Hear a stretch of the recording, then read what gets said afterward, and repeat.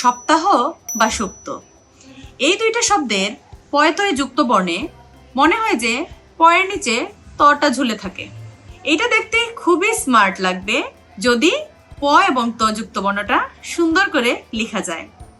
পয়তয় যুক্ত বর্ণ লেখার সঠিক নিয়মটি দেখে নিন। প সংযুক্ত ত যুক্ত বর্ণটি লেখার জন্য প্রথমে একটি প লিখে নিচ্ছি। প লেখার জন্য প্রথমে বাঁকা করে একটা দাগ দেব। এই ঢেউ থেকে উপরের দিকে একটা দাগ তুলব ডান দিকে বাঁকা করে। তারপর এই জায়গা থেকে গোল করে উপর থেকে নিচের দিকে নামাবো, যেটা হলো এই দাগটা টাচ করে নামবে। এবার এখান থেকে সোজা একটা দাগ টানবো উপর থেকে নিচ পর্যন্ত।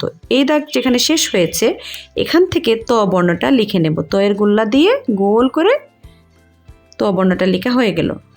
এবার যেটা করতে হবে, এই যে প বর্ণটা আছে, প এর ডান দিকে একটা মাত্রা দিয়ে দিলেই আমাদের পয়তয় লেখা কমপ্লিট। হাতের লেখা সুন্দর হলে বাচ্চার পড়া আগ্রহ বাড়ে। হাতের লেখা সংক্রান্ত যে কোনো ধরনের গাইডলাইন পেতে ইনবক্স করুন লার্ন প্লাসে।